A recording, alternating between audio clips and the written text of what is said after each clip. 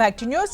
Srisailam toll gate దగ్గర భారీగా నగదు పట్టుబడింది. వాహనాల తనిఖీల్లో 30 లక్షల క్యాష్ పట్టుకున్నారు. దేవస్థానం సెక్యూరిటీ పోలీస్ సిబ్బంది చెకింగ్ లో నగదు పట్టుబడింది. శ్రీశైలం పోలీసులకు నగదును అప్పగించారు దేవస్థానం సెక్యూరిటీ.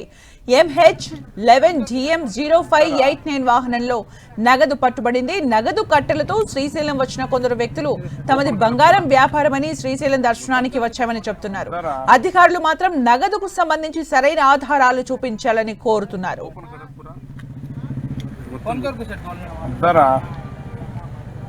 శ్రీశైలం టోల్ దగ్గర భారీ ఎత్తున నగదు పట్టుబడింది. 30 లక్షల వరకు నగదు ఉన్న బ్యాగ్ ని కనుగొన్నారు చెకింగ్ సిబ్బంది. దీంతో దేవస్థానానికి ఆ నగదును స్వాధీనం చేశారు. అయితే అది మాత్రం బంగారం వ్యాపారం చేస్తున్నాం, అందులో భాగంగానే తెచ్చామంటూ కూడా వాహనంలో ఉన్న వాళ్ళు చెబుతూ ఉన్నారు. అయితే సరైన ఆధారాలు చూపించాలి అంటూ కూడా సెక్యూరిటీ సిబ్బంది చెప్పడం జరిగింది.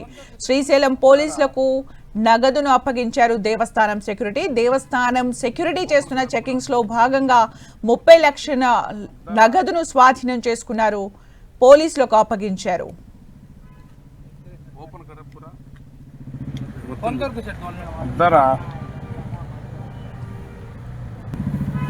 మరిన్ని అప్డేట్స్ మా ప్రతినిధి ప్రసాద్ అందిస్తారు. ప్రసాద్.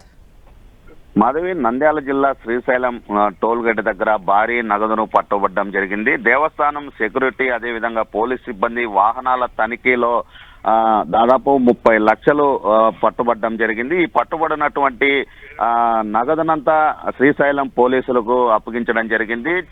దేవస్థానానికి సంబంధించిన చీఫ్ సెక్యూరిటీ ఆఫీసర్ శ్రీనివాసరావు అదేవిధంగా వాళ్ళ సిబ్బంది ప్రతిరోజు చెక్ చేస్తున్న సందర్భంలో ఈ నగదు పట్టబడ్డం జరిగింది.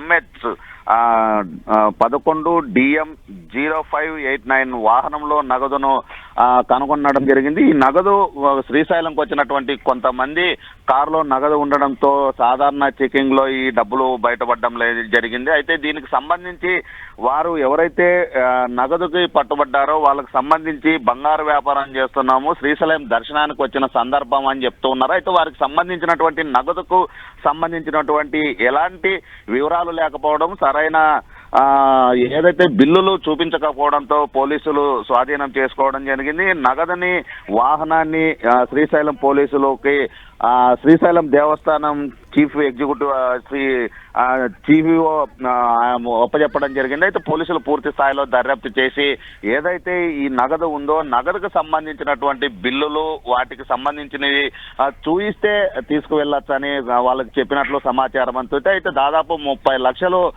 దేవస్థానానికి తీసుకురావడం పైన అనేక అనుమానాలు వ్యక్తమవుతున్నాయి.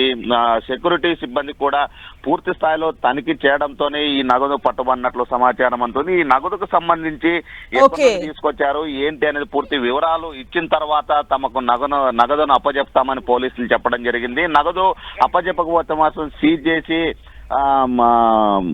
ప్రభుత్వానికి అప్పగించే అవకాశాలు ఉన్నట్లు సమాచారం అంటుంది. మాధవి. Thank you Prasad.